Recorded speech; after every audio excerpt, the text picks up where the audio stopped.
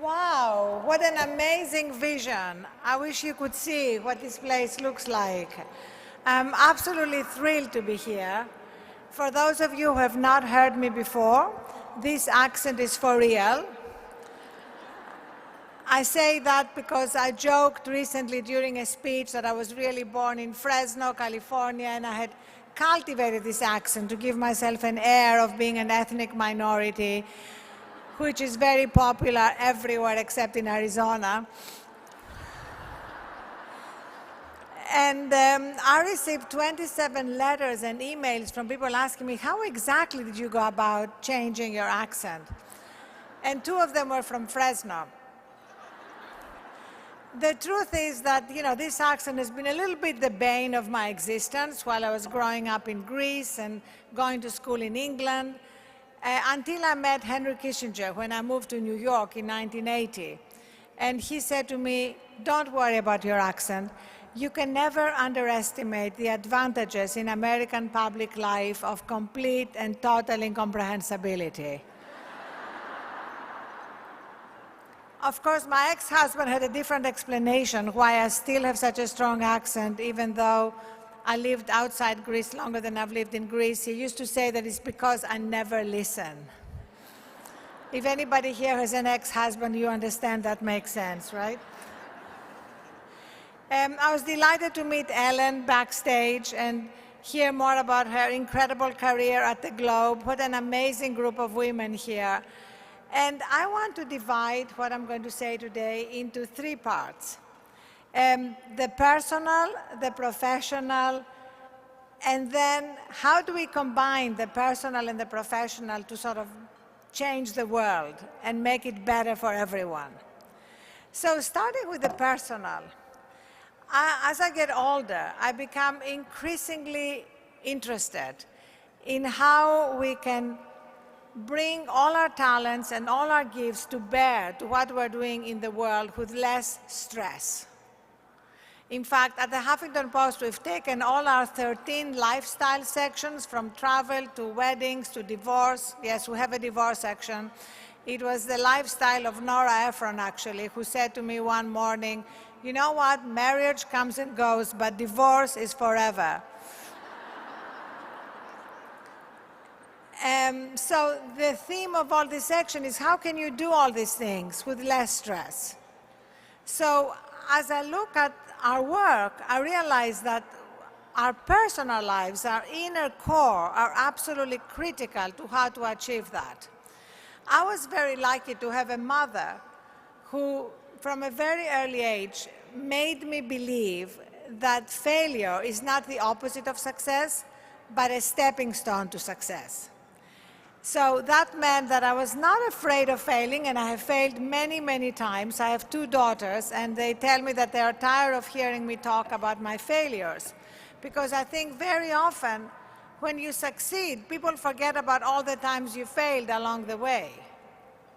And I remember, for example, when I wrote my 2nd book, Living in London, it was rejected by 27 publishers, by which time I had run out of money, and I was beginning to doubt whether I had picked the right career. And I remember walking down St. James's Street in London and seeing a Barclays Bank, and going into Barclays Bank, armed with absolutely nothing except a lot of Greek chutzpah, and asking to see the bank manager and asking for a loan. And for some reason, he gave it to me. And that really changed everything, because it made it possible for me to keep everything together for another 13 rejections until somebody finally published my book and set me on this writing career path. So that incident with the bank manager makes me feel that we are all living in our own fairy tale. You know how in fairy tales you have these animals, these helpful animals that come out of nowhere to help the hero and the heroine walk through a dark forest and out into safety?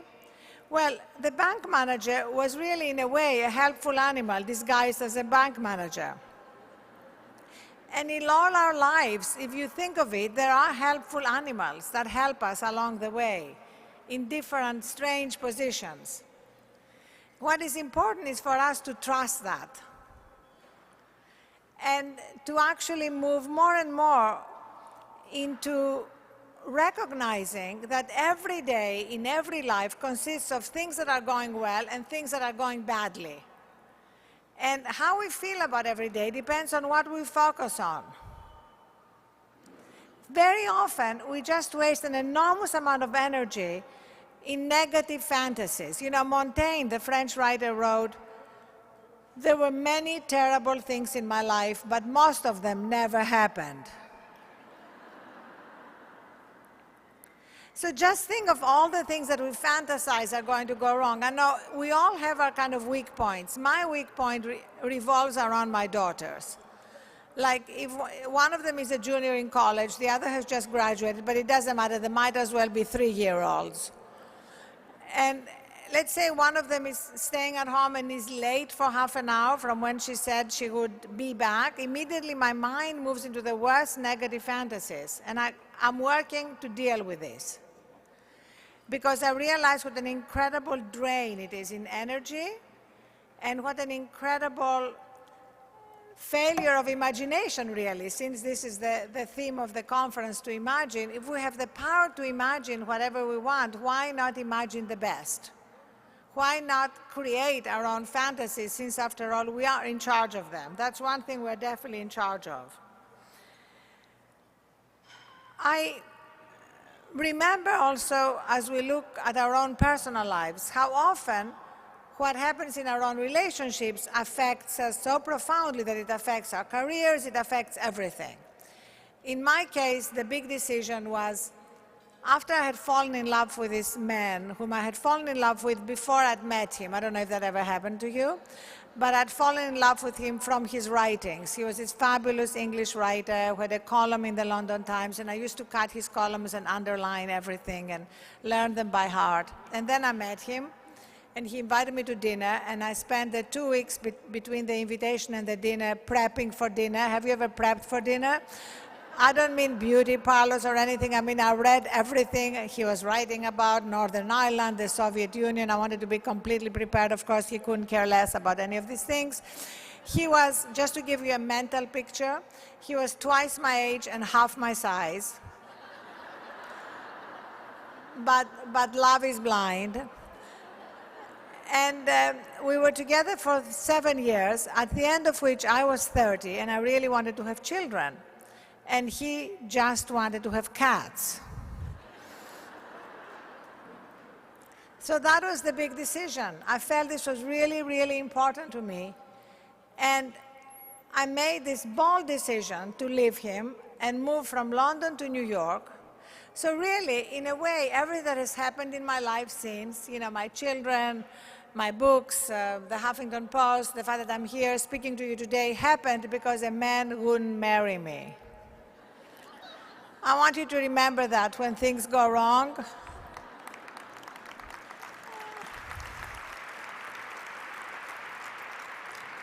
I say that especially to the young women here who think that a heartbreak is the end of life, and how often it tends to be the beginning of another chapter.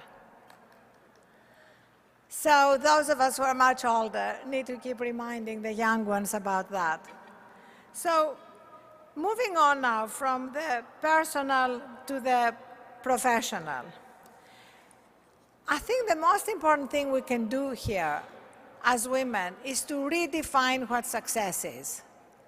Because very often women have bought the male definition of success, which tends to be work round the clock, drive yourself into the ground, all for the sake of getting to the top of some ladder, some career ladder. But as Sheryl Sandberg said recently, you know, really, we should not think of our careers as kind of a ladder that we go up, but more as a jungle gym. You know, you may make a lateral move. You may see something interesting over there and want to try it. And this really makes our life so much richer and so much more exciting. And also, how do we do that with less stress? Now, less stress isn't just great for work. It's essential for our health. I mean, if you look around, I mean, the statistics are absolutely amazing. Did you know that women in highly stressful jobs have a 40% increased risk of heart disease and heart attacks compared with their less stressed colleagues? Did you know that women have heart attacks almost twice as likely, that who have heart attacks are almost twice as likely as men to die within the year? I don't want to scare you off, but I want to make you realize how important it is to reduce stress in our lives. So, as Nicholas Carr, wrote, there needs to be time for efficient data collection and time for inefficient contemplation. Time to operate the machine and time to sit idly in the garden. We need to create that space in our lives. Unfortunately, technology, as well as being an incredible service to all of us, has also become a bit of a master, the attachment to technology. And the key here, if I had to give you one key to stress reduction, it is very, very simple. It is a 5-letter word called sleep. As some of you may know, I'm a sleep evangelist. I have recently written a post called How to Sleep Your Way to the Top, literally.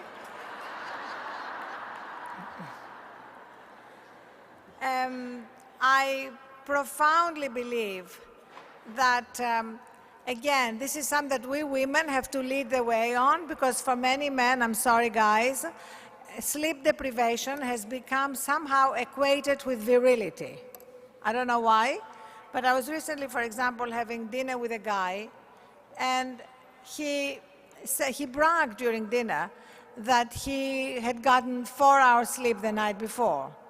Now, I didn't say anything, but I thought to myself, you know what? This dinner would have been a lot more interesting if you had gotten 5.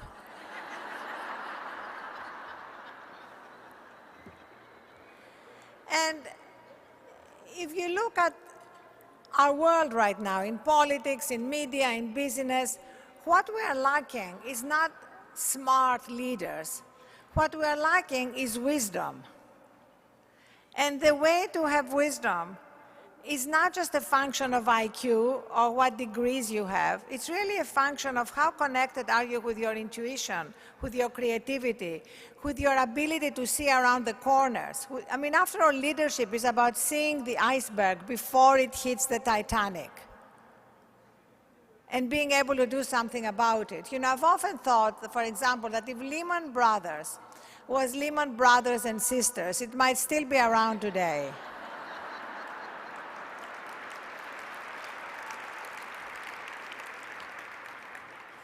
I always have that image that, maybe while all the Lehman Brothers were kind of working around the clock, trying to sort of get every dollar out of every new derivative they had created, a Lehman sister would have woken up after a blissful 8-hour sleep, had gone to her exercise class, maybe meditated, and seen exactly what the problem was around the corner. Those of you who are creating businesses here know that sometimes your better ideas, your most creative plans don't come when you're exhausted. They don't come when you're operating from your inbox. They may come in the shower. They may come when you're walking up from a nap. And incidentally, big believer in naps. In the Huffington Post newsroom, the first thing I did when we moved to our new offices was I created 2 nap rooms. Now, at the beginning, people were looking at me like, is any journalist going to go into the nap rooms? Well, now you can hardly book one of these nap rooms. We need to start a 3rd one. Of course, I have to say that the other day when I was walking by, I saw 2 people coming out of the nap room. But, my point of view is whatever reduces stress in the middle of the day. Just please do not tell HR. And of course, every woman here has in some way or another experienced what Marlo Thomas talked about women in leadership, which was, she said, if you're a man, to be called ruthless, you have to be Joe McCarthy. If you're a woman, you just have to put somebody on hold. So there is a kind of different standard when it comes to how women are expected to be. And it is our challenge to be able to be effective and productive while at the same time being nurturing. Because as a leader, being able to create a team that is nurtured is something which in the end leads also to great results. And if you look at a lot of those we most admire in our society, you know, whether it's Steve Jobs or Bill Gates, they all write about the time that they give to themselves, whether it was Steve Jobs' Zen meditation or Bill Gates taking a week off every year to go to the cabin in the mountains without devices. And this may seem like a paradox coming from somebody who runs a purely online operation, but trust me, I feel that if we don't learn to disconnect from technology and connect with ourselves, we are really all fried.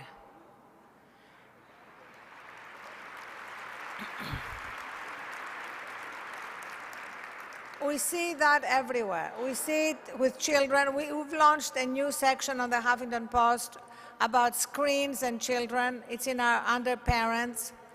And many parents, I see many young women here who probably have children, are dealing with the problem of their children's addiction to their iPhones, their iPads. We need to deal with that because that's really what causes a lot of attention deficit issues, a lot of stress issues in children, and it's something which we need to address sooner rather than later. In the same way, there's so much research. In fact, you know, I've actually joined the Harvard School of Medicine sleep division. That's how obsessed I'm with the subject. So I read all the latest research about how important it is to disconnect from your screens for at least an hour before you go to sleep. And not to sleep with your devices next to you. Please don't give me the excuse that you need your iPhone in order to wake up in the morning. Pottery Barn, great alarm clock, $32, vintage looking, round, beautiful on your nightstand. The problem is that if you have your iPhone or your BlackBerry, if you're an old-fashioned girl like me, by your bed, you wake up in the middle of the night for whatever reason, and then you are tempted to look at your data. And there is research that shows if you look at your data in the middle of the night, even if you go back to sleep, it's not the same restorative deep sleep. So taking into account all these issues makes an incredible difference at how we tackle our lives. And as we're living through multiple crises at the moment, it's becoming more and more important for us, as well as looking at navigating our personal lives and our professional lives, to see what can be our contribution into changing the world. I stopped at Mass Challenge before I came here, which is this great group of young people who are helping startups get funding, create jobs, and do a great contribution to society. And at HuffPost, this is a huge part of what we're doing. We have launched competitions like our job-raising competition. The Skoll Foundation is contributing $250,000 to the winners, the most interesting not-for-profit creation ideas for jobs. We have a dedicated section that I'd love you all to write for called Opportunity, about new opportunities, new job creation plans, because increasingly we're all recognizing that it's not enough to just wait for Washington or state capitals to solve our problems. We each need to do something ourselves. And in fact, one of the most exciting, I know everybody here is doing something as well as their work and their families, however small, however local. That's really ultimately how we're going to change the world. And I feel that now what is exciting is that we have platforms where we can communicate with each other about all that. For me, that's the most exciting thing about HuffPost. Sure, we are a journalistic enterprise. We won our first Pulitzer. We have over 800 journalists, editors, reporters around the world now. But what excites me the most is that we are a platform, and that anybody who has something of quality to say, whether known or unknown, young or old, has an opportunity to communicate it and reach millions of people. Recently, for example, in our HuffPost teen section, we had a homeless teenager who wrote a beautiful post which happened to be seen by the Harvard admissions office, and they offered her a place at Harvard this year. So that's, for me, what we can do now. And so I want to invite all of you. I know you may be too old to go to Harvard, but I want to invite all of you to send anything that you're interested in, a job idea, a job you're working on, a startup, a charity you are involved in, a tip you have about less stress in your life or more sleep, and send it to me. I'm going to give you my email address so you have no excuse. You can bypass the Huffington Post bureaucracy. It's Arianna, with one R and two N's, at huffingtonpost.com. Really easy, can't forget it. If you forget it, somebody else will remember it.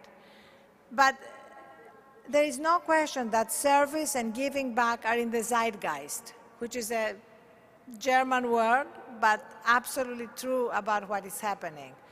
And in the 90s, I wrote a book about that. Don't worry about it. It only sold 3,000 copies, so don't worry if you haven't read it. It was not one of my successes, but it's still one of my favorite books, called The Fourth Instinct.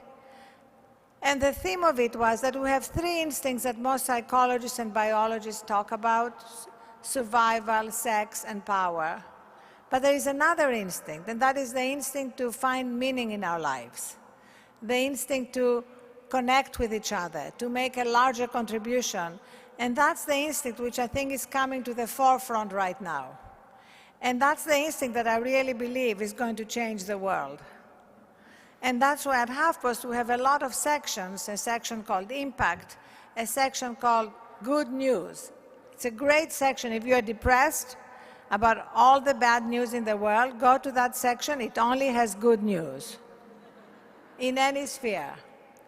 Because so often those of us in the media tend to focus on what is not working, and we don't put enough of a spotlight on what is working.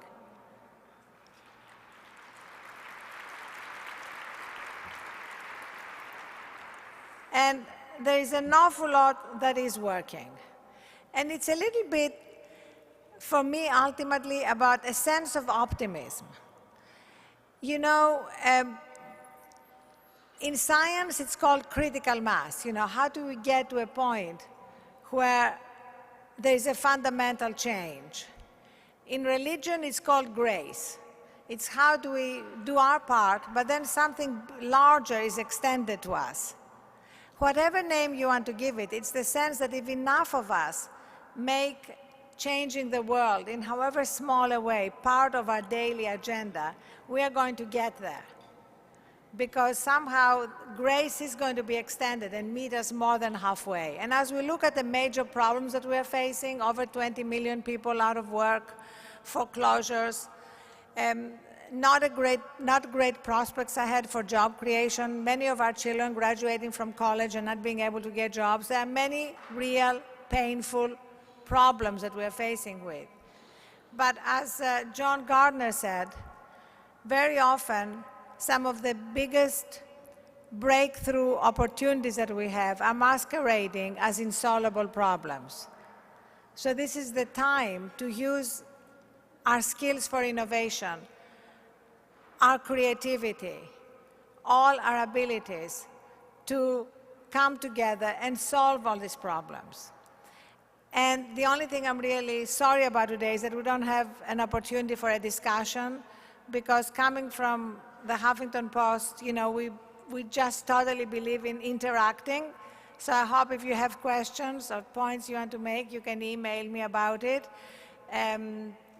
Our comments at HuffPost are, for me, one of the most sacred things, giving our readers the ability to speak back.